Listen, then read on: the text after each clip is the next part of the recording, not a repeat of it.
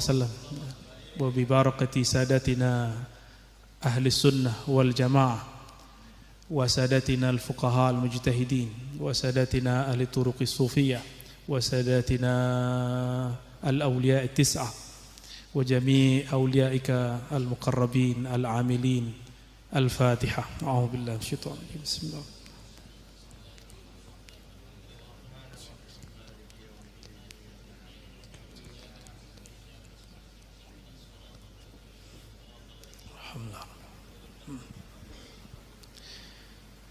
Sepanjang saya berziarah, ada yang unik di negeri kita.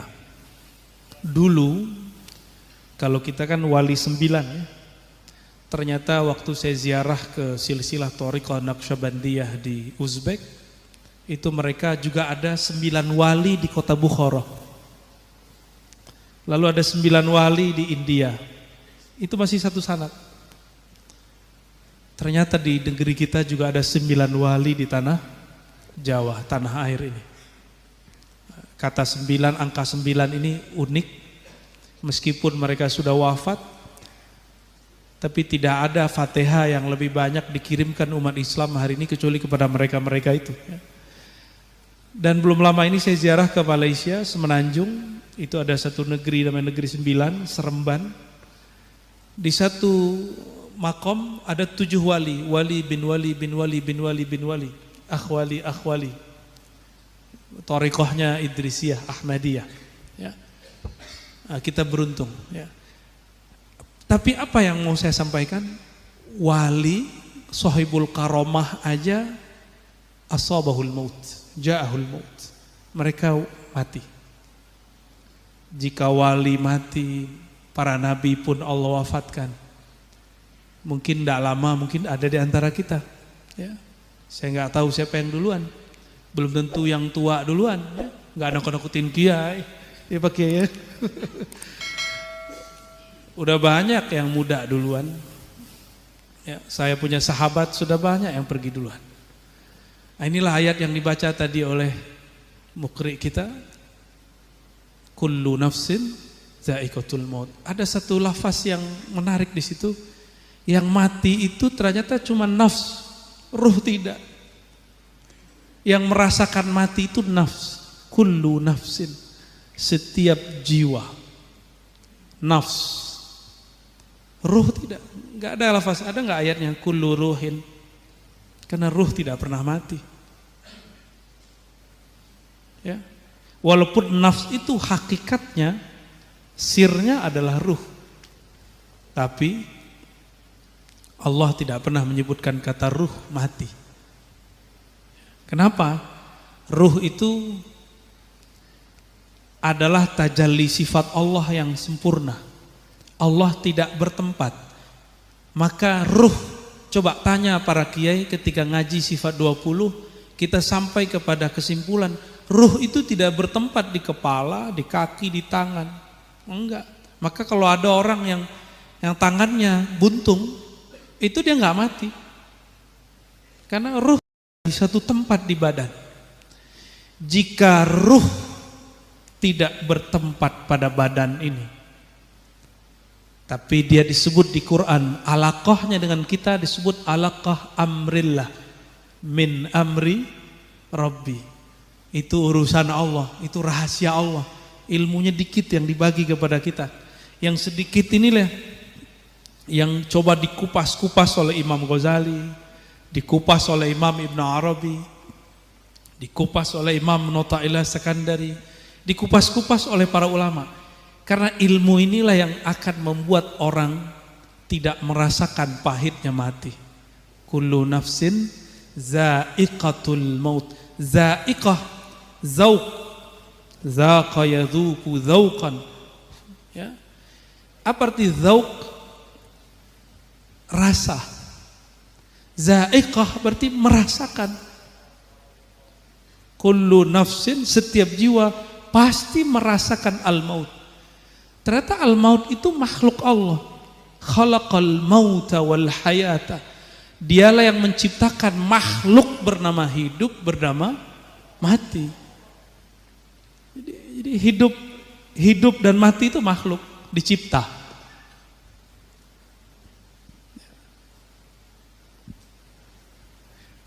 Ketika nafs berpisah dari badan, jika dia tidak mengenal min amri Rabbi, dia akan sulit pulang kepada Allah Subhanahu wa taala. Berat pulang.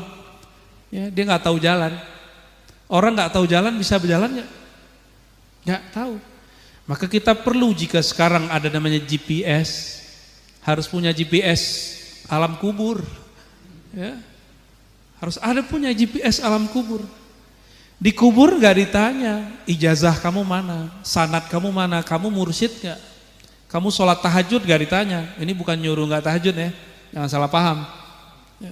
Nggak ditanya, yang ditanya apa? Man Rabbuk. Man Rabbuk maknanya ma'rifatullah. Maka modal masuk kubur ma'rifatullah. Pertanyaan kedua, disebutkan di riwayat yang sahih bahwa ditunjukkan satu wajah. Ada yang sudah ketemu Rasulullah? Belum kan? Ya. Kebanyakan kan belum. Ada satu dua paling dikasih mimpi. Mimpi palingnya kan. Beda dengan Sidi Ahmad bin Idris al-Idrisi, Sidi Ahmad Tijani, Muhammad Bahri Naqsyabandi, Abdul Qadir Jilani, itu mereka yaqzatan wa manaman. Imam Suyuti yaqzatan wa manaman. Di kitab-kitab disebut begitu. Ya. Jaga ataupun tidur sama bagi mereka. Karena wali-wali Allah itu tidurnya jaga, jaganya tidur. Kalau tidak, kalau kita gimana? Disuruh wirid sama guru, langsung ngorok. Ya. Astagfirullah, langsung begitu. Kalau udah mau wirid, maunya ada sesuatu. Hidup lagi susah, mau buka usaha, ngamalin sholawat nariyah. Ya. Jadi sholawatnya ada maunya. Sholawatnya tidak mau disempurnakan di akhirat, padahal ayat berikutnya innama tuwaffawna ujurakum yaumal qiyamah. Bahwasannya al-ajr itu lawan dari iqab, artinya sama, balasan. Tapi al-ajr balasan yang baik-baik. Jangan buru-buru minta natijah zikir di bumi. Enggak sanggup bumi menerima. Karena nama Allah jika turun ke bumi, bumi ini retak. Lau anzalna hadzal qur'ana ala jabalin la ra'aita. Lebih kuat dari bumi itu jabal. Apa arti jabal? Gunung. Gunung itu bebatuan. Turun kalam Allah kun, retak dia. Jika bukitnya bukit tanah, longsor. Bogor jarang, nggak pernah longsor sebelumnya. Itu ada kalam Allah turun. Allah berkalam. Ketika Allah berkalam, bergetar semua. Jika kita mengikuti tabiat alam ini, disebut nama Allah pasti bergetar. Iza dzukirallah wajilat qulubuhum.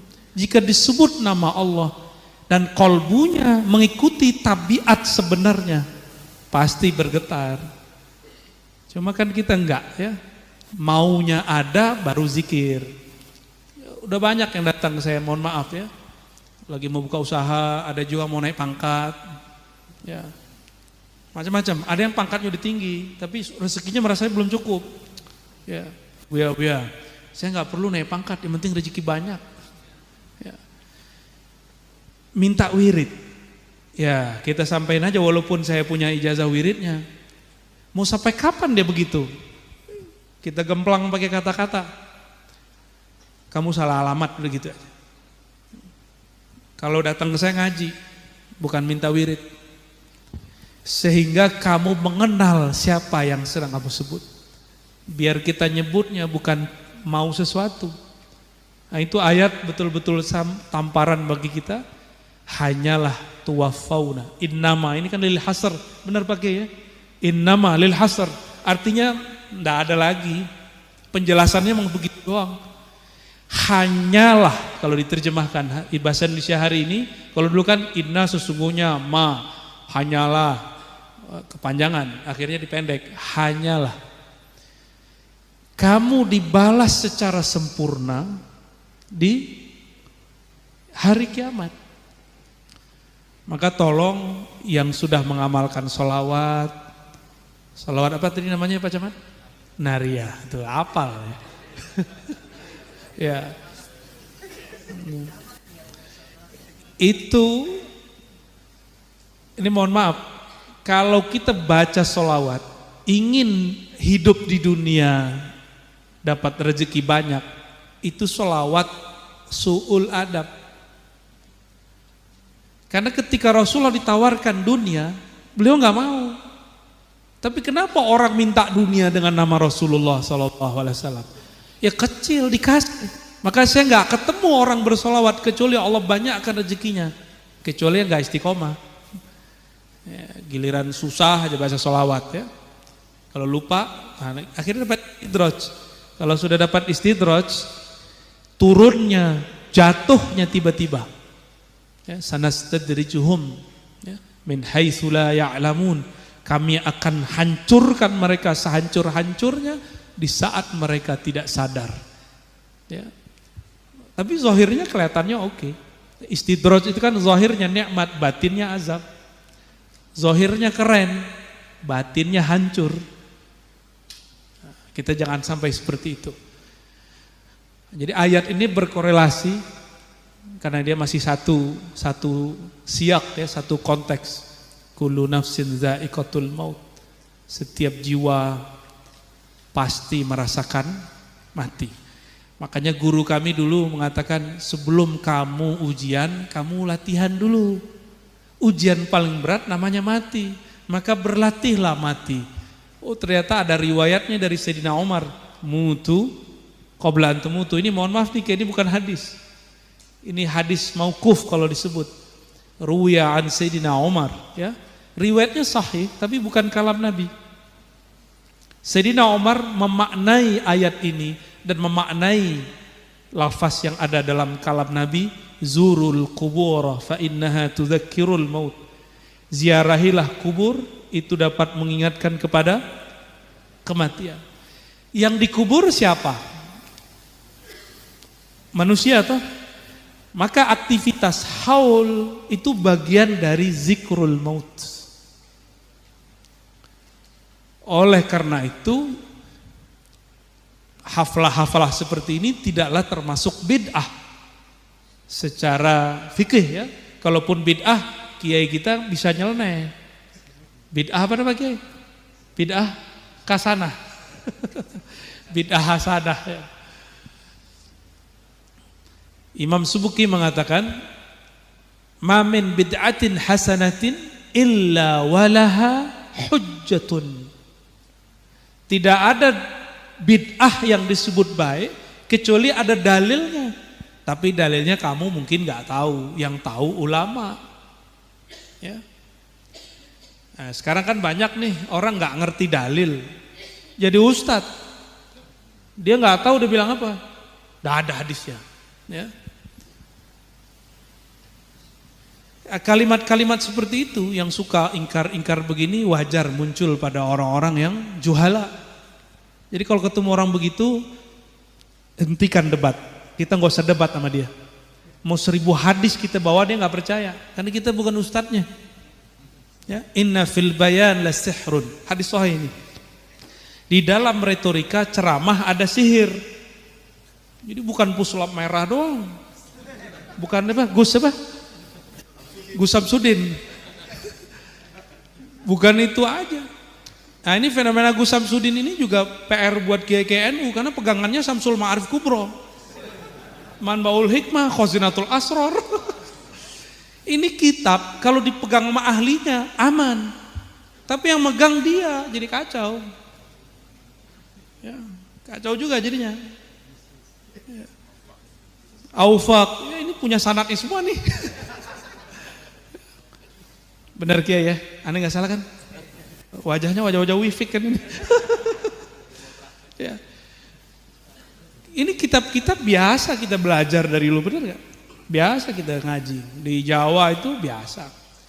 Bahkan ada di Sunan Derajat itu ada pesantren, Yai Golfur kalau nggak salah namanya. Itu buka kajian Samsul Ma'arif pakai YouTube. Artinya ilmu ini bukan lagi ilmu rahasia. sudah diilmiahkan, sudah bisa dijelaskan. Cuma orang yang takut ketakutan, ya. Yang nggak ngerti mengatakan ilmu-ilmu begini sihir. Jangankan begitu, ya.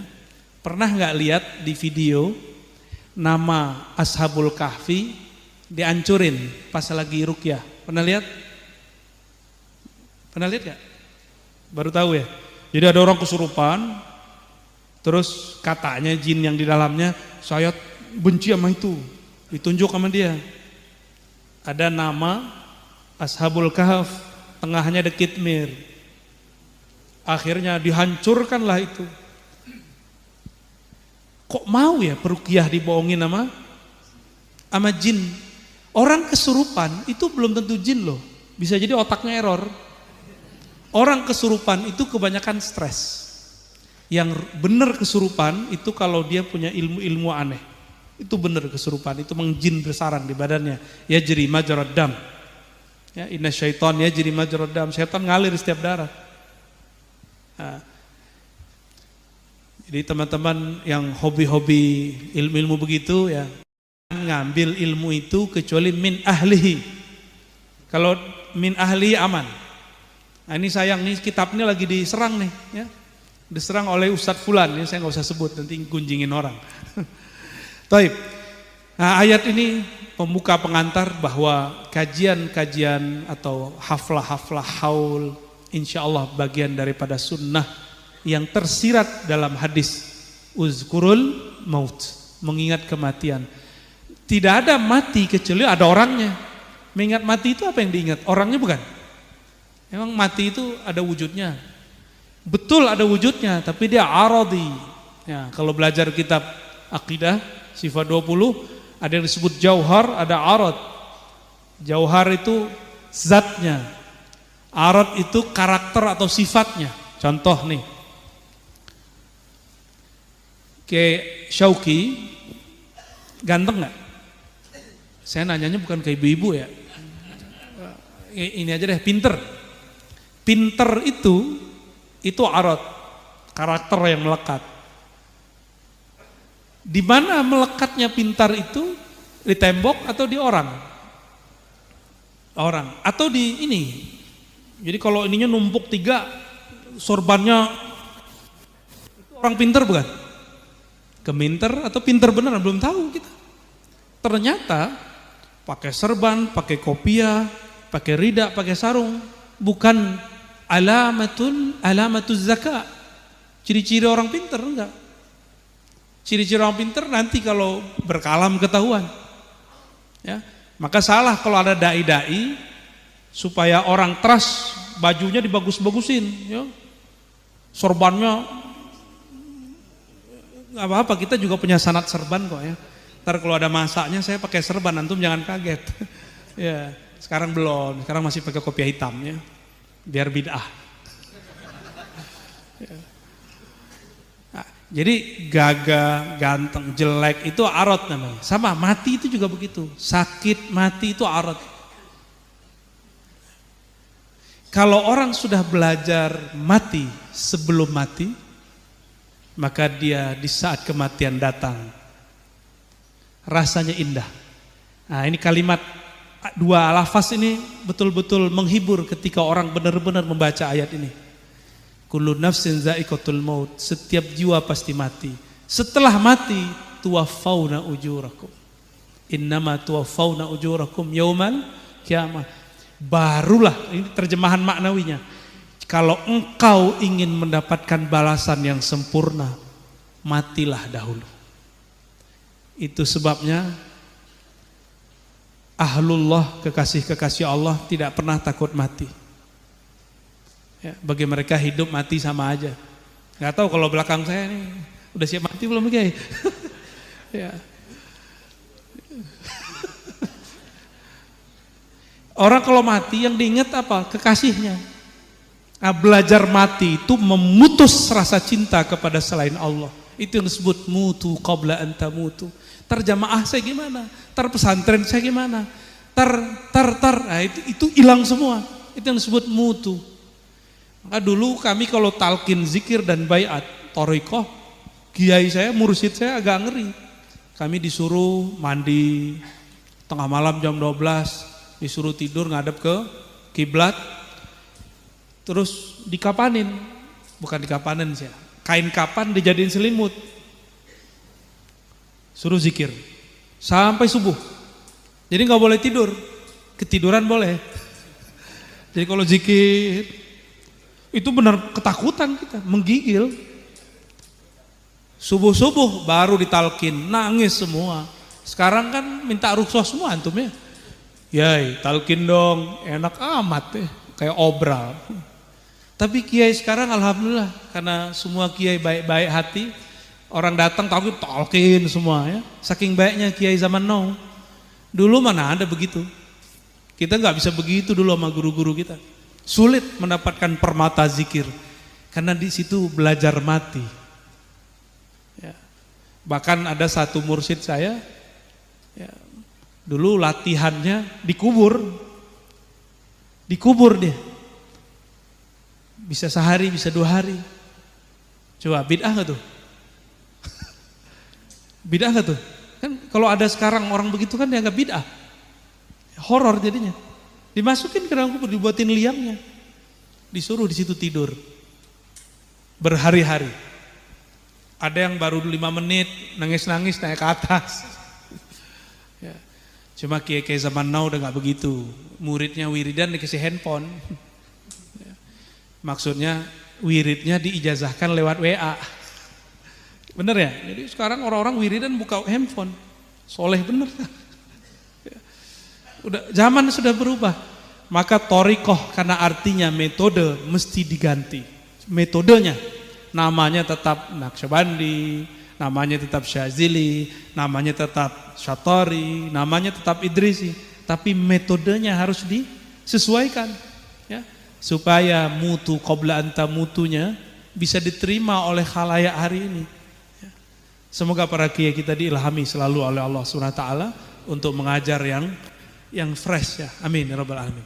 Tabarukan dengan kitab yang dibaca oleh almarhum Syekh Kiai Haji Muhammad Sahih Ansari, namanya udah sahih ya. Kebayang kalau sahih kitab apa dong? Sahih Bukhari ya. Ada satu pasal yang saya baca di sini tentang hobi kiai NU baca hadis dhaif ya. Faslun ya. Bisanadina al-muttasil al-imam al-hafiz al-faqih al-mujtahid an-Nawawi qaddasallahu sirruhu qala fasl i'lam annahu yanbaghi liman balaghahu syai'un fi fada'il al-a'mal ay ya'mala bihi walau marratan wahidah liyakuna min ahli. Nah, hobinya Pak Kiai ini benar ya Pak Kiai ya? Ketahuilah sepantasnya seyogyanya bagi siapa saja yang sampai kepadanya satu hadis meskipun dhaif dalam bab fadilah amal, agar ia beramal meskipun sekali, liyakuna min ahli, supaya dia tetap disebut ahlul hadis, ahlus sunnah, ahlu ummati Muhammad sallallahu alaihi wasallam. Maka jangan heran ulama-ulama kita ahlus sunnah tidak masalah baca hadis-hadis dhaif. Yang penting hadisnya dijelaskan. Ya, hadisnya dijelaskan. Nah, ini zaman, mohon maaf para kiai tidak bermaksud menggurui anak-anak muda sekarang yang baru-baru hijrah, pertanyaannya gimana? Dalilnya mana? Gitu kiai. Hadisnya sahih enggak? Disahihkan Albani enggak? Ya. Gimana? Ya, pasti gregetan nih kiai-kiai ini. Itu tidak dapat dijawab. Mang ente udah hafal Alfiyah, enggak bisa begitu. Mang ente udah ngaji Jurumiyah, enggak bisa begitu. Aneh udah 30 tahun di pesantren, enggak bisa digituin. Mesti disebutkan, betul ini hadis Sahih Bukhari dalam kitab ini. Bahkan sekarang lebih keren lagi, minta nomor dia. Biasanya kalau kita orang minta nomor ingatnya apa?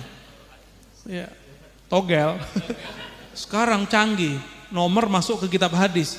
Padahal dulu kalau kita ngaji nggak ada tuh nomor. Bahkan dulu halaman nggak ada.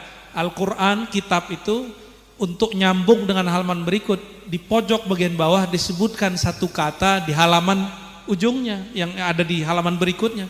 Gak ada halaman. Halaman numerik itu semua muncul dari penerbit zaman now. Maka beda penerbit, beda nomor. Beda. Dulu saya ngaji di Menteng, ada satu masjid, udah jadi hotel sekarang tuh, nggak tahu tuh statusnya. Kita nyebutin Sahih Bukhari, kitab saya emang nggak ada nomornya, kitab Darul Fikr yang kuning zaman-zaman dulu, ya kayak gini, ya, kitab kuning. Tiba-tiba di pojok dia nggak ikut ngaji sama kita, dari tadi main handphone mulu. Giliran kita nyebutin hadis, telinganya, nah, oh dia seneng hadis. Jadi kalau udah qala Rasulullah, telinganya, wah ini untungnya mereka, bagusnya mereka. Langsung nanya, hadis berapa Tat? Tat murtad, ya kan? Saya bilang, di kitab saya nggak ada nomornya. Apa kata dia? Ente kalau nggak tahu bilang aja. Loh, kok ngegas nih orang? Pas berdiri, lah sarungnya kurang panjang ya. Bukan pakai sarung dia.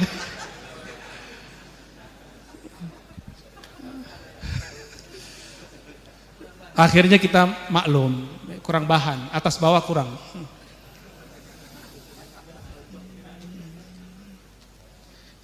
Dari dulu kita cuma ngamalin matan, gak ada ngapalin nomor.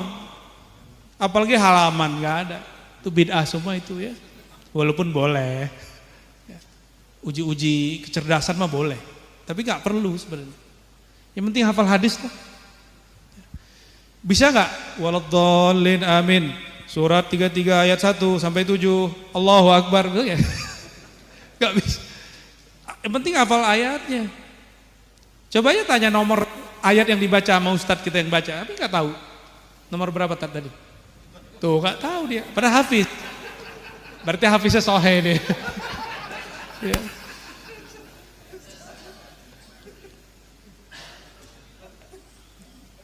Nah. Jadi walaupun hadisnya dhaif, walaupun marrah fil hayah na'mal bih, walaupun sekali seumur hidup kita amalin. Kalau saya yang sahih aja belum saya amalin semua, apalagi yang dhaif. Contoh nih ya, hadis manjangi rambut, udah belum Kiai? Segini Kiai. Ya. Kalau di kita kan rambut panjang preman. Apalagi guru kami dulu ya, yang namanya sama dengan Kiai Ali Mustafa Yakub. Kalau ada yang manjangin rambut, besok ukhruj minal ma'had ya. Bisa begitu ya, disuruh potong nggak mau potong, suruh potong nggak potong, udah insahib, udah inti keluar, nggak bisa diatur. Apakah beliau menentang sunnah Nabi panjangin rambut? Tidak. Ternyata memahami sunnah itu ada yang secara harfiah, ada yang secara maknawi. Nah itu ahlinya yang tahu. Kalau sekarang kan enggak, para kiai ini ahli bid'ah nih, kebanyakan kan jenggotnya enggak banyak. Cuma berapa yang ahlul jenggot. Nah ini penting kita perhatikan bahwa beramal dengan hadis yang dhaif itu boleh. Ya. Bahkan tetap dianjurkan. Liyaku ahli ya. Wala yabghi ayatrukahu mutlaqan bal ya'ti bima tayassar minhu. Sebaiknya dia tidak meninggalkan itu, hadis itu nggak langsung dibuang. Nah, sekarang kan orang su'ul adab, hadisun dhaif, dha'afahu Albani. Hadis dhaif, dha'afin Albani, nggak usah dipakai, nggak begitu. Hadis sahih itu yuhtamal fihi dha'af. Hadis sahih sendiri pun itu ada kemungkinan dia dhaif. Contoh, mau tahu hadis sahih tapi ada kemungkinan dhaifnya. Dari mana taunya? Setelah dikumpulkan semua riwayat baru ketahuan. Yang menjadi akidah yang antum sering bentrok sama mereka. Ya. Dalam satu riwayat Imam Muslim, Sahih bukan? Sahih. Datang seseorang kepada Rasulullah mengadukan masalah budaknya. Budaknya ini dipercayakan ngurus domba.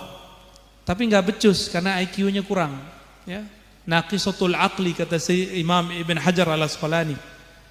Dilaporkan kepada Nabi, Nabi kemudian mengatakan, i'tiqha in kanat mu'minah. Ya. Kalau dia mukmin, perempuan ini beriman, maka bebaskan. Lalu Nabi nanya, di riwayat Imam Muslim pertanyaannya apa? Ainallah. Apa artinya? Allah di mana? Hadis sahih loh. Sedangkan Sayyidina Ali mengatakan man ayyanal aina fala yuqalu lahu aina. Siapa yang menciptakan tempat, maka dia tidaklah bertempat. Apa ini bertentangan? Lalu bagaimana dengan surat Asy-Syura ayat 11, laisa kamitslihi syai'. Al-Ikhlas ayat 4, lam yakun lahu kufuwan ahad. Apakah bertentangan? Enggak. Ketika dikumpulkan riwayatnya bertemu. Riwayat ini ada persoalan yang tidak terungkap. Kita kumpulkan di hadis Imam Malik, di hadis Imam Abu Daud, ada nanti di Nasai, ada nanti di Ahmad. Ketemu ternyata ada persoalan di riwayatnya. Apa persoalannya? Di satu riwayat Nabi nanya, ini aina rabbuk? Man rabbuk? Siapakah Rabbmu? Siapakah Tuhan penciptamu? Dijawab Allah. Di riwayat ketiga, atashhadina alla ilaha illallah. Apakah kamu bersaksi tiada yang berhak disembah kecuali Allah? Saya mau tanya, kalau ada orang mau masuk Islam itu dengan mengatakan Tuhan di langit atau dengan syahadat? Dengan syahadat, benar. Jadi kalau ada orang bilang Tuhan di langit sana, Muslim gak dia? Berarti hadis ini, riwayat ini tidak cocok secara kaidah ilmu tauhid. Dalam ilmu tauhid, dalam ilmu fikih, tidak sah Islam seseorang kecuali dia bersyahadat. Dan itu hadisnya mutawatir. Bersyahadat adalah syarat masuk Islam. Jadi jika perempuan ini mengatakan ayat Allah, hadisnya harus tunduk kepada makna kedua dan ketiga, man rabbuk, dan yang kedua atashhadina alla ilaha illallah, ya. Maka hadis ainallah, di mana Allah ini, oleh Imam Nawawi dimaknai lain. Kata aina tidak berarti tempat secara materi, dapat juga berarti maknawi. Nah, saya menghindari itu, penakwilan itu agak berbahaya. Kita pakai saja hadis kedua dan ketiga. Ya. Ini sebagai contoh, hadis riwayatnya sahih, tapi konten isinya bermasalah. Sahih riwayatnya, matannya bermasalah. Nah ini contohnya. Ya. Ada hadis dhaif. Kalau dhaif, kira-kira diamalin sahabat gak? Seharusnya kan enggak. Seharusnya enggak. Diamalin tabi'in gak? Enggak, kalau emang dhaif. Maka Imam Tirmizi, Imam siapa namanya? Dan kawannya Imam Abu Daud punya satu metode. Jika ada satu hadis, menurut kita ahli hadis, kata mereka, ini dhaif, tapi diamalkan oleh generasi awal, generasi kedua dan ketiga yang disebut oleh suatu kelompok sebelah, apa namanya? Ulama salafus saleh, gitu ya. Cara melafaznya benar gak? Salafus saleh, gitu ya. Kurang fasih. Ini diprotes sama Banser. Kayaknya menyebut Banser pun kurang sahih ini, Bansor.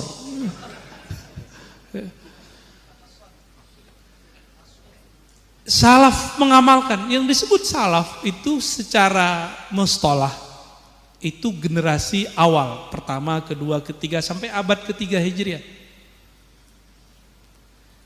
Imam Abu Daud, Imam Tirmizi mendapati ulama sebelum mereka dan generasi sebelum mereka, kalau ada orang meninggal baca Yasin.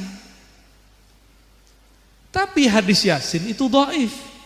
Imam Abu Daud meriwayatkan Iqra'u Yasin ala mautakum.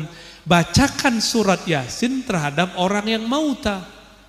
Yang mauta, yang sakaratkah, sakitkah, atau sudah mati.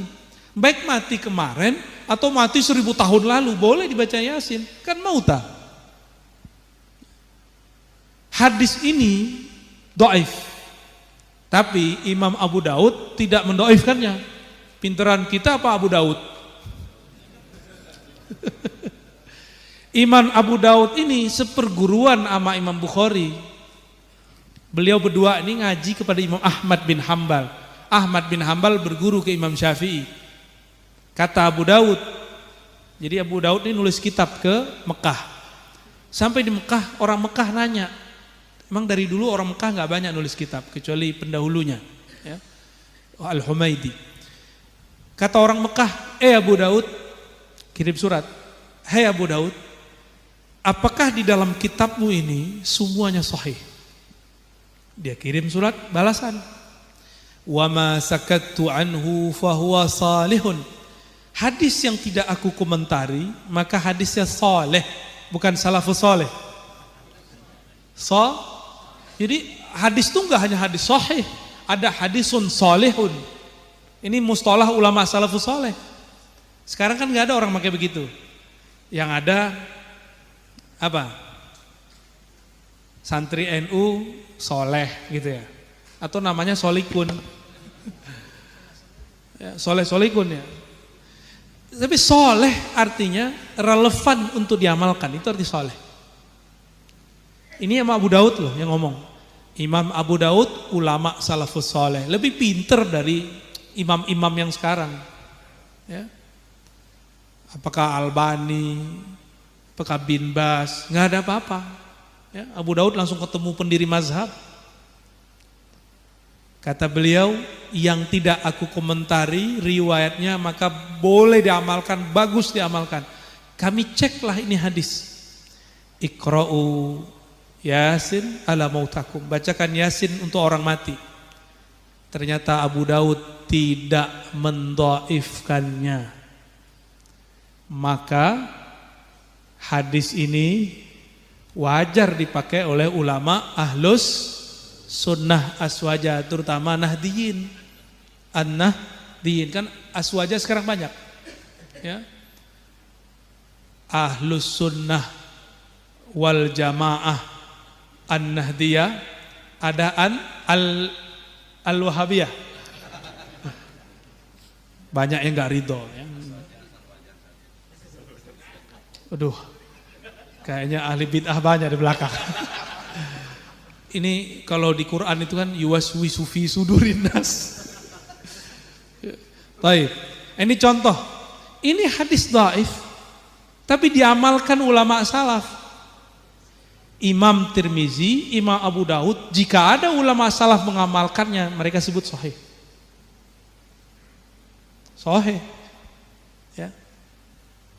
Mungkin kita dari dulu nanya, kenapa ya majelis-majelis ulama aswaja ini dimulai dari sholawat, ngaji. Kok ada baca-baca ngajinya, baca Qur'annya, ada sholawatnya. Emang di masa Rasulullah ada begitu? Gitu ya? Nah, kita lupa di masa Rasulullah, di Sahih Bukhari kah, di Muslim banyak riwayat ini berkumpul, kemudian di riwayat Imam Ahmad. Ada satu riwayat mengenai yang kita kerjakan hari ini. Tadi pada maghrib salawat ya, istighosah ada. Khatmul Quran.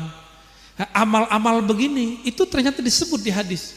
Ketika malaikat yang disebut sayyarah atau tawafin, mereka berkeliling ke alam semesta, yang mereka cari cuma siapa yang mereka cari? Di hadis Imam Ahmad disebutkan detail, orang yang memuji ala Allah. Ya, simbol Allah. Yang kedua, yatluna kitabak, membaca ayat-ayatmu ya Allah. Yang keempat, yazkurunak, mereka menyebut-nyebut namamu ya Allah. Yang keempat, berapa tuh tadi? 4 ya, salah angka ya, kesemangatan. Yang keempat, yusalluna ala nabiyyik, mereka bersolawat kepada nabimu. Tuh, satu paket. Satu paket, dan yang mengamalkan itu hari ini cuma Ahlus Sunnah wal Jamaah yang ada di negeri kita. Yang lain-lain udah banyak ditutup majelisnya. Di Mesir udah banyak ditutup ya. Ya, di Mesir bukan bid'ah, emang ya negaranya begitu ya. Udah apa namanya? Semenjak pandemi inilah. Kiai-kiai pandemi tetap buka. Karena itu perjuangan. Ya. Benar Kiai ya? Selama pandemi kita masih majelis, nggak ada masalah, nggak ditangkap. Ya, nggak ditangkap kan? Karena pakai masker kan? Masker pas masuk, duduk enggak. Malah kiai-kiai kita dijaga sama aparat. Di sana enggak. Antum coba buat majelis. Saya waktu ke Uzbek ziarah ke Imam Maturidi. Jadi kita kan akidahnya Asy'ariyah Maturidiyah, Ahlussunnah wal Jamaah. Alhamdulillah saya baca Yasin di sana, dan itu baca Yasin paling nikmat yang saya baca seumur hidup. Sampai hari ini belum pernah baca surat Yasin senikmat baca surat Yasin di makbarahnya Imam Abu Mansur Maturidi di Samarkand. Ya. Gaetnya kita udah nyampe malam, kata orang kampung exit. Bisa bahasa Inggris juga orang sini. Kita ngomong bahasa Inggris nggak bisa dia. Bahasanya bahasa Tajikistan. Saya bilang tenang, walinya udah nunggu. Saya bilang gitu udah. Kita juga bingung walinya siapa. Kita patihain aja, patihain terus. Benar, saya sampai di gerbang sudah ada yang nunggu, udah dikunci, udah digembok, udah tengah malam kita datang. Kata dia, saya kan pakai kopiah hitam. Antara Rais Safar, padahal bukan. Saya bilang naam. Padahal Raisnya di belakang. Yang penting bisa masuk. Ya. Masuklah kita. Ketika masuk, bahasa Arabnya cakep sekali ini orang. Saya tanya, ente punya majelis nggak? Jamaahnya banyak nggak? Dia bengong sama kita. Ente apa-apaan sih? Kami di sini ngumpul 5 orang tangkap. Ngajar harus izin dari pemerintah. Nggak dapat izin pemerintah, bubarin. Begitu. Coba kiai-kiai ini mana mau di sertifikasi ustadz, nggak mau. Kecuali ada warna apa? Ya, ada angka-angkanya pasti mau. Ya. Nggak bakal mau. Kiai-kiai itu akan terhambat ketika mereka dikasih sijil-sijil. Ya. Tuh kan, baru ada yang ngomong, mau atas ada rekeningnya. Ya. Ini negeri alhamdulillah kita bersyukur sekali ya. Alhamdulillah. Ulama salafus soleh, amalannya dulu seperti yang kita amalkan hari ini. Baca Quran, sholawat berjamaah, zikrullah berjamaah, ya, muji-muji Allah, kajian-kajian, membaca ayat suci. Nah, ini yang kita lakukan, ya. Dan ini berkah dari Allah Subhanahu wa taala. Barangkali inilah asbab kenapa negeri kita ya, Covid begini, Indonesia termasuk negeri paling santuy ya. Inflasi enggak begitu. Tahu inflasi enggak? Kalau orang Sunda kan inflasi. Resesi enggak begitu, santai aja. Covid enggak Covid. Solar udah naik, mobilnya ganti aja. Emang ajib, negeri ini ajib. Allah berkahi, alhamdulillah rabbil alamin. Dan saya yakin ini berkah. Dulu ulama kita baca Yasin, baca Quran, baca sholawat di negeri ini. Tanah ini diberkahi. Ya. Taib. Mau baca apa lagi ya?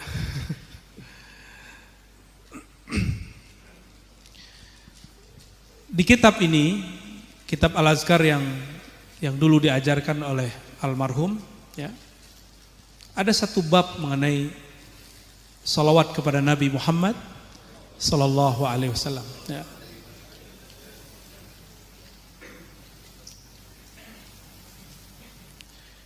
Dan di sini beliau mengatakan salawat itu, saya nggak usah kalam dulu, saya mau nanya dulu deh. Bukan Kiai, jangan jawab Kiai ya. Kalau yang ada yang guru, Ustadz jangan jawab. Saya mau nanya sama jamaah biasa aja deh. Ya. Sholawat wajib pesunat. Doa yang jawab Kiai itu. Selama ini orang kita, saya pun dari kecil diajarkan sholawat itu sunat. Padahal di semua kitab ulama ahlus sunnah. Contohnya kitab ini. Ya, di babus sholat ala nabi. sallallahu alaihi wasallam ba'da tasyahud. Apa lafaznya? Meskipun ini di bab salat, tapi ini berlaku umum bahwasannya sholawat itu wajibah. Mau fis shalah atau ghairus shalah.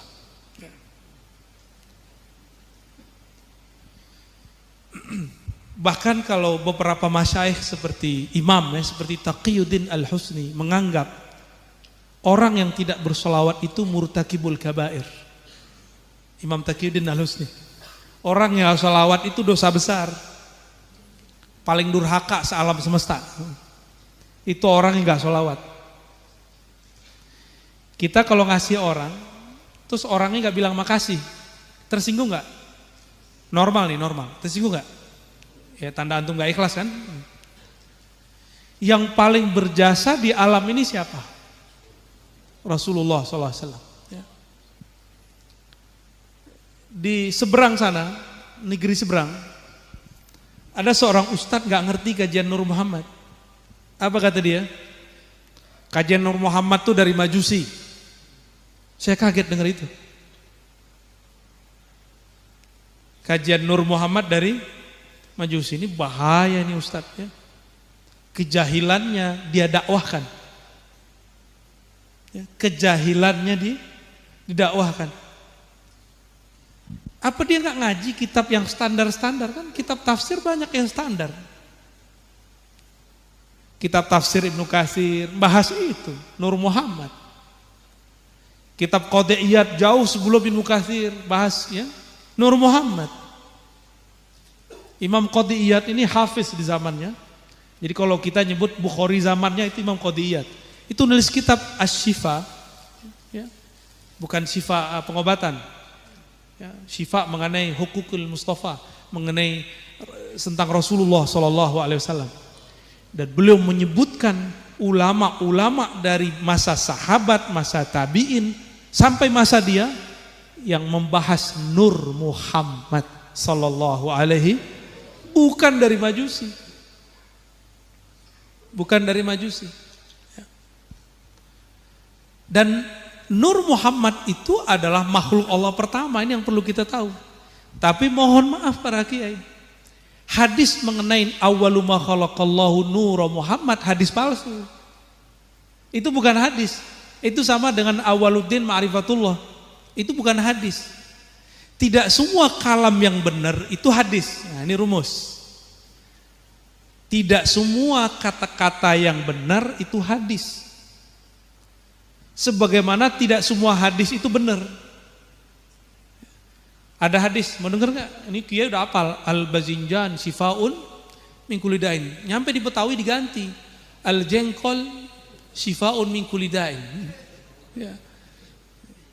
Dulu terong, sekarang jengkol sama pete. Obat segala penyakit.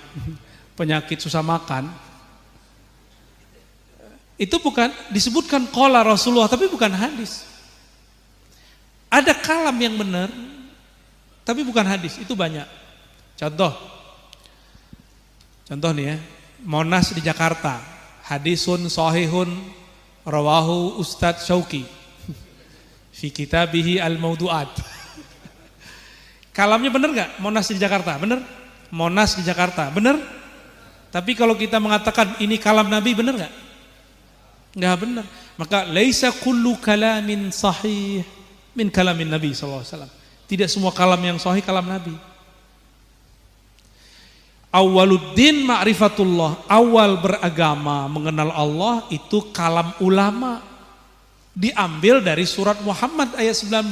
Fa'alam annahu la ilaha illallah. Itu ayat diterjemahkan fa'lam itu awaluddin al-ilmu billah, yaitu ma'rifatullah. Awal beragama engkau kenal dulu siapa yang engkau sembah, baru sujud yang benar. Kecil belajar sholat, masa sampai gede masih belajar sholat? Bukan sholatnya lagi yang dipelajari, tapi yang disembah. Kalau sholat dari dulu rukunnya 13, gak usah nambah-nambah. Ada tambahan Pak Kiai. Jadi kiai-kiai mohon maaf, ada beberapa yang putus asa, mungkin udah gak khusyuk kali ya. Udah lu gak usah belajar ilmu hakikat, benerin aja syariat. Lah justru syariat itu benernya pakai hakikat. Hakikatnya sholat, aqimis sholata lidzikri. Apa hakikatnya sholat? Zikrullah. Maka siapa saja kiai, siapa aja yang belajar zikir, dia sedang belajar hakikat sholat. Jadi kalau ingin benerin sholat, benerin zikirnya. Ya. Bukan banyakin puasa, itu udah beda bab, beda rukun. Itu rukun keempat tuh. Ya. Ya. Ada orang mau sholat khusyuk, puasa banyak-banyak, nggak nyambung. Kalau mau khusyuk, zikirnya yang banyak. Hatta yakuna zikruhu fi kulli halih, ya, sehingga zikirnya setiap keadaan, mau qaiman, qiyaman, wa qu'udan, wa ala junubi. Dia tidur pun dalam tidurnya dia berzikir. Nah, mau mimpi ketemu Rasul nggak? Sallallahu alaihi wasallam. Mau. Antum sholat lidahnya, bukan sholat. Antum tidur aja deh. Kalau sholat ketinggian. Tidur dalam hati hanya menyebut Muhammad, Allah, Muhammad, Allah. Insya Allah di saat kita lupa ingin mimpi, Allah kasih mimpi ketemu Rasulullah SAW. Ya. Insya Allah. Ya. Kalau wali-wali Allah mereka mau kapan aja ketemu, rohaninya bisa nyambung langsung, nggak perlu mimpi. Cuma kalau orang kayak kita ini harus pura-pura majzub dulu, ya, ngerokok dulu. Gua lagi hal, macam-macam. Ya. Kalau aulia Allah kan nggak perlu. Contohnya gini, di antara para kiai ini kan ada yang ahli akidah, ada yang ahli fikih, ada yang ahli macam-macam, ada yang ahli semuanya. Kitabnya beda, bahasa Arabnya sama, tapi ketika ada lafaz yang sama, mereka mengartikan beda. Kenapa? Karena di otaknya ada khazanah yang dapat diganti-ganti, ada kacamata yang berwarna-warna. Sehingga ketika beda kitab, lafaznya sama, katanya sama, maknanya berlainan. Para aulia itu begitu. Mereka antara alam jaga dan tidur itu sama. Mereka tidur itu sama kayak jaga. Jadi kalau kita mimpi dulu baru ketemu, bagi mereka norak. Ya. Bagi wali-wali norak. Ini contoh yang ngomong Imam Abul Abbas Al-Mursi, guru dari Ibnu Thaillah, penulis hikam. Apa kata beliau? Tidaklah ada satu nafasku naik, turun, keluar, masuk. Satu detik, lahzah, daqiqah lewat, marrat. Lalu aku tidak memandang Rasulullah SAW. Kecuali batal Islamku. Tuh. Kita norak, zikir dulu sekian, sholawat dulu 4.000 ketemu Nabi. Kata Imam Al-Mursi, ente norak. Ya, dia lupa saat dia menganggap dirinya tidak Islam lagi. Itu memaksud melihat Nabi Muhammad itu yang mana? Itu harus ngaji ilmu namanya Nur Muhammad. Ini dekat Rabiul Awal dan kita sering baca Barzinji. Kita sebutnya Barzanji dalam bahasa yang sebenarnya Barzinji. Barzin, tempatnya namanya Barzinji. Ya. Syekh Barzinji, beliau menulis kitab itu dan menyebutkan lafaz Nur Muhammad. Maka aneh, sholawat dibuat tapi kajian Nur Muhammadnya gak ada. Mohon para kiai hidupkan lagi hidup ilmu ini. Ya. Kepada kiai lah, jamaah nanti tahu. Ya. Abwabul Ulum insya Allah.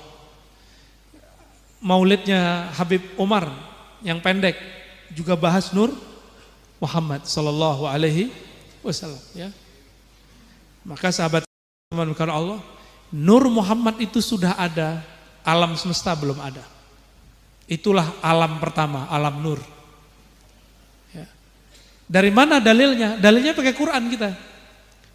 Orang biasa pakai dalil ini untuk ibadah, tapi kita menjadikan ayat ini dalil Nur Muhammad. Nah, gimana caranya tuh?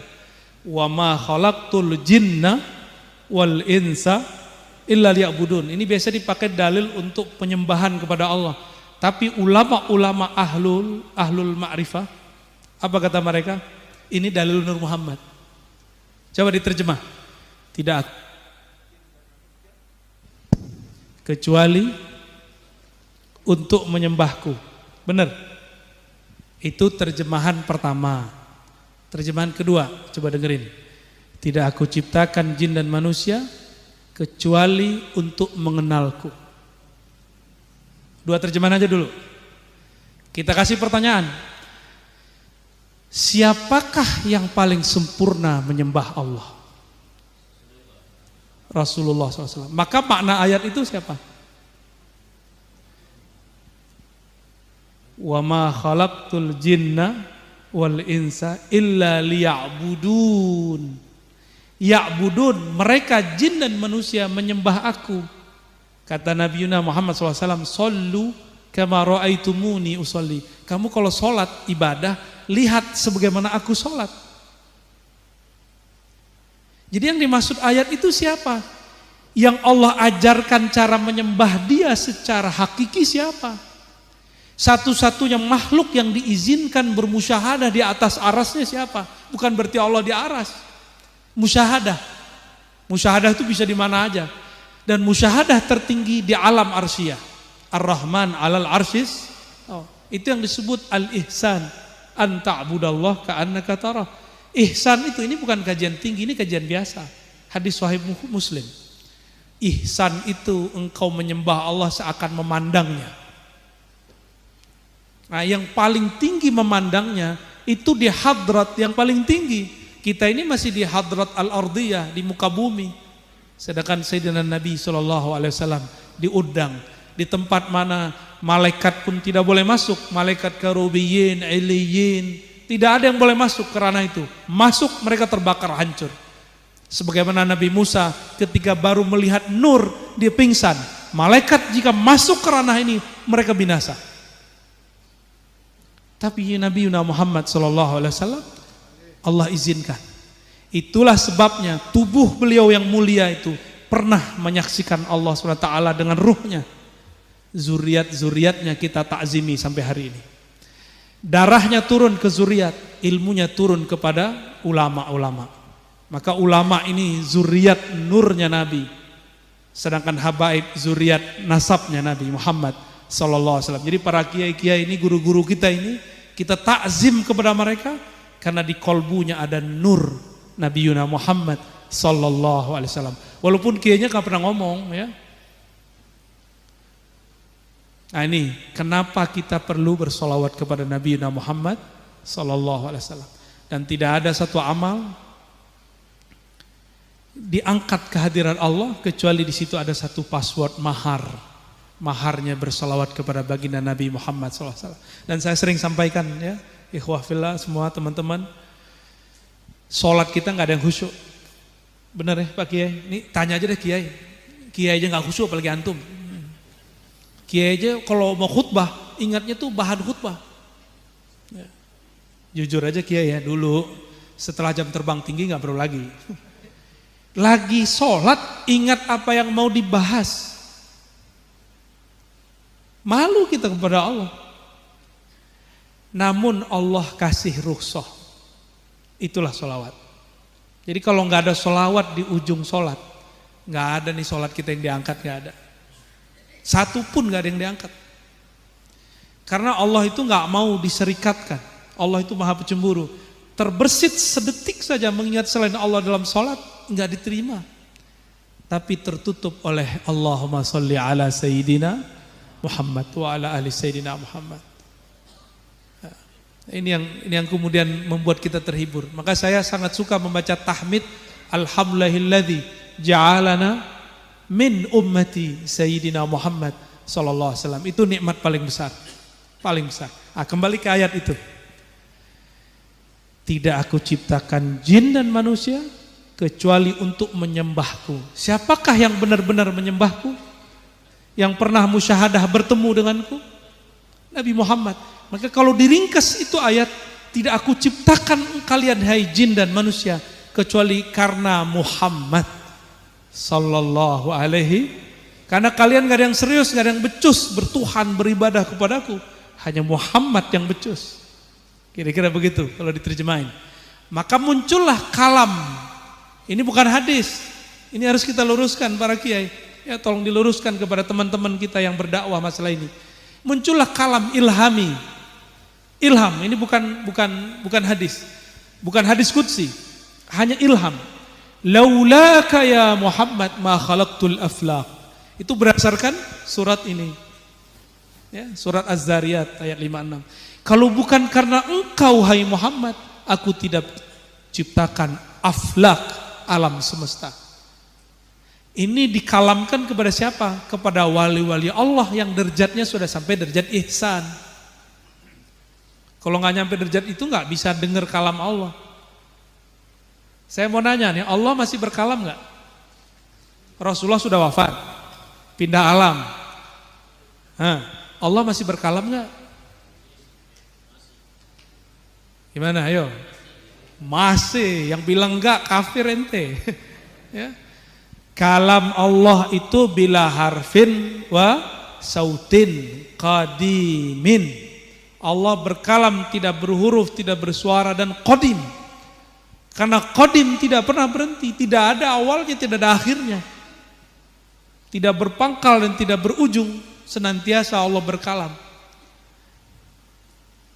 Wali-wali Allah itu setiap saat mereka dapat merasakan kalam Allah. Mandang rumput, mandang daun, ada kalam yang mereka simak. Karena kalamnya tidak berhuruf, tidak bersuara, maka yang mendengar bukan telinga ini. Kalau ini perlu suara. Karena dia tidak berhuruf, maka tidak perlu pakai mata ini. Itulah makna ummi. Allahumma sholli ala Sayyidina Muhammad an-nabiyil ummi. Abdika wa rasulika an-nabiyil ummi. Disebutlah Sayyidina Muhammad al-ummi. Tapi ummi ada makna lainnya. Apa arti Induk. Itu ternyata salah satu nama Nabi. An-Nabil Ummi itu nama asror Nabi. Kan kalau di Dalail Khairat ada ratusan nama Nabi, benar ya? Ini para kiai kan ada yang pemegang sanad Dalail nih ya. Berapa Pak Kiai? 250, beneran. Salah hitung nih, Banser nih salah hitung dia. Ya benar 200-an gitu aja ya. Pakai san aja deh. Gak nyampe 250 di situ. Tapi Imam Suyuti mengatakan nama Rasulullah itu banyak. Dan dia menyebutkan sampai 700. Belakangan ada ulama dari Pakistan buat kitab Dalail baru, sholawat 805. Ya, 201 kalau di Dalail. Ada ulama dari Pakistan baru ngeluarin kitab Dalail yang baru, dia menyebutkan nama Rasulullah 805. Baru itu, Dalail bid'ah. Ya, biasa kita kan ahli bid'ah. Itu muncul terus. Ini nama nggak akan berhenti, terus nama muncul. Akan muncul terus. Salah satu nama beliau adalah An-Nabiyul Ummi. Apa mana ummi? Kullu syai' yasduru minhu. Ummi itu segala sesuatu bersumber dari dia. Disebutlah ummi, ibu. Kita kan dari ibu, kita bersumber dari ibu kita. Nah, Nabi SAW adalah induk. Makanya ini kan doktor, LCMA, yang belum ALM ya. Ini gelar-gelar ini semua mereka dapatkan dengan mengkaji Nabi yang nggak pernah kuliah, nggak pernah kuliah di Al-Azhar, nggak pernah kuliah di UIN. Jadi dokter-dokter profesor ahli bid'ah ini dapat gelar itu karena mengkaji Nabi yang tidak bergelar doktor, tapi gelarnya lebih banyak dari kita ya. Nah ini contohnya. Inilah makna al-ummi. Maka nih rahasia saya kasih tahu buat para kiai ini. Ini bukan ngajarin kiai, cuma berbagi aja, sharing. Hampir tidak ada kitab yang sulit saya baca kalau saya berselawat dengan selawat ummi. Itu. Jadi kalau lagi mentok baca kitab, Allahumma sholli ala sayyidina Muhammad. Ya, dimunculkan mana umminya, baik secara lafzan ataupun sirran. Ya, kalau afdolnya dibaca abdika wa rasulika nabiyil ummi. Lalu dimaknai Nabi induk segala sesuatu. Induk semua pengetahuan. Sayyidina Ali sepintar itu nggak berani bilang dirinya sumber ilmu, cuma berani ngomong ana babul ilmi. Nabi yang ngasih gelarnya, maka beliau berani ngomong dirinya babul ilm. Itu Sayyidina Ali bahas bismillah seumur hidup nggak selesai katanya. Kalau di kitab kan disebutkan jika dia syarah bismillah 40 onta bawa kitabnya nggak akan selesai. Itu baru basmalah. Dicoba oleh Imam Ar-Razi, yang di depan ini belum imam ya, masih Ar-Razi aja. Dicoba oleh beliau nulis basmalah hampir 1 jilid setebal ini. Imam Ar-Razi udah kecapean, udah ganti ke alhamdulillahirabbil alamin.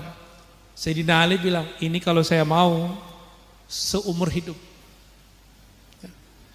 Ternyata sosok-sosok itu ada pada wali-wali besar ya.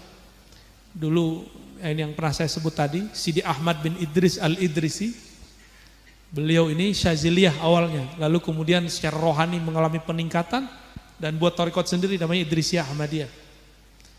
Bahas 1 ayat bertahun-tahun gak selesai-selesai, 1 ayat. 1 ayat bayangin coba. Tapi kitabnya kecil, kitabnya seperti ini. Murid-muridnya sudah tidak sanggup untuk menyalin apa yang dikalamkan oleh Sidi Ahmad. Itu baru imam, gimana babul ilmnya Sayyidina Ali, bagaimana Madinatul ilmnya baginda Nabi Muhammad sallallahu alaihi wasallam. Jadi banyak orang-orang su'ul adab berbicara tentang Nabi dan mengatakan Nabi itu ummi, tulis baca, tapi dalam hatinya terpikirkan Nabi ini gak berpengetahuan seperti kita, gak ngerti. Ini salah faham.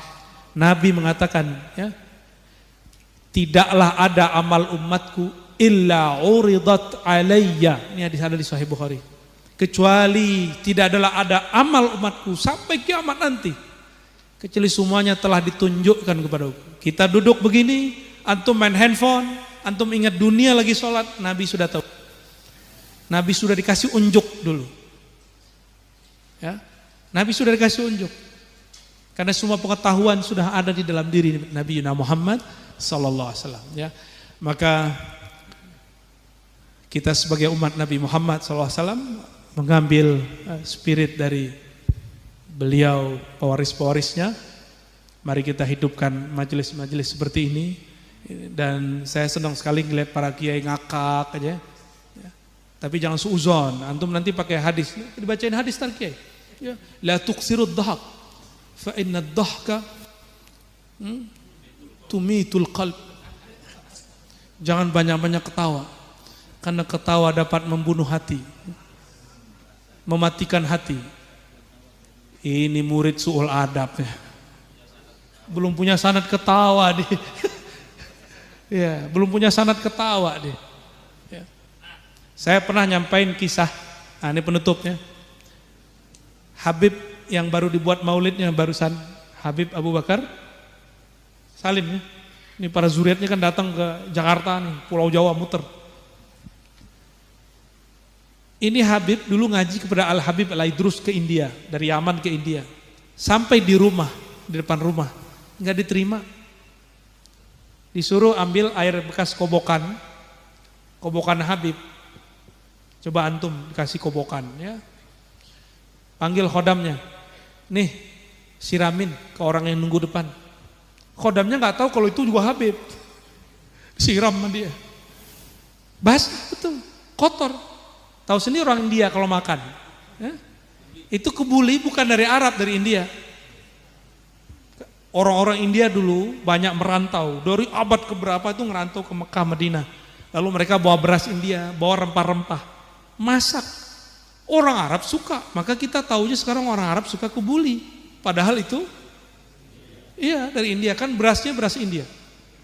Ini bukan cocokologi Pak ya, ini ilmu sosiologi makan, antropologi. Coba bayangin, itu bumbu masuk kobokan disiramin. Antum bisa bayangin? Disiram ke Habib Abu Bakar. Tapi beliau berdiri di depan, nggak beranjak. Nggak duduk juga, berdiri aja. Udah sore mau maghrib, ditanya khodamnya, Itu orang masih di depan nggak? Masih, Habib. Ya udah, panggil dia, suruh sini. Sembari manggil, murid-murid dikumpulin. Orang terbaik murid saya bakal datang, bakal masuk. Coba antum datang ke kiai, udah tawasulan, nggak dibukain pintu. Apa kata kita? Kayaknya kiainya nggak kasap. Ya gitu ya. Apalagi kalau kiainya kirim air, wah kiainya suul adab, dia nggak ngamalin hadis ikramud duyuf, nggak beriman kepada Allah dan hari akhir. Man kana yu'minu billahi wal yawmil akhir falyukrim dhaifah. Rawahul Bukhari wa Muslim. Gaya benar baca hadis ini. Siapa yang percaya kepada Allah dan hari akhir, maka muliakan tamu. Saya ini tamu gak dihormati. Santri kurang ajar. Ente gak usah jadi santri deh. Ya, jangan begitu sama kiai. Kiai itu didik. Cara didiknya macam-macam. Hadis ini tidak berlaku dalam bab pendidikan. Hadis ini berlaku kalau ente jadi tamu dia. Tamu setara. Ya. Jadi kalau kita dikerjain kiai, nggak ada masalah. Saya ketemu kiai dari Tangerang, minum kobokan Gus Dur. Apa kata kodam-kodamnya? Gila ente. Dia minum aja. Kobokan Gus Dur, minum. Masya Allah. Apa kata Gus Dur? Iya, ntar dia jadi kiai orang gila. 15 tahun setelah itu dia buka pesantren orang gila. Ketemu orang gila tepi jalan, dibawa, diobatin. Ada yang sembuh, ada yang gak sembuh, ya urusan Allah. Yang penting diselamatin. Padahal maksudnya belum ngerti. Tuh rahasia kobokan tuh. Ya, tapi kobokan kita jangan digituin ya. Banyak dosa kita jangan ya. Ini wali-wali lah, kita gak pantas. Ya. Itu namanya tabarruk dan itu bukan syirik. At-tabarruk min alamati quwwatil hub wa shiddatuh. Ciri-ciri orang yang cinta, karena ada hadis al-mar'u ma'aman ahabba, hadis Sahih Bukhari. Seseorang itu akan dikumpulkan bersama yang dia cintai meskipun amalnya gak sampai. Wiridan antum kan gak mungkin seperti kiai-kiai ini.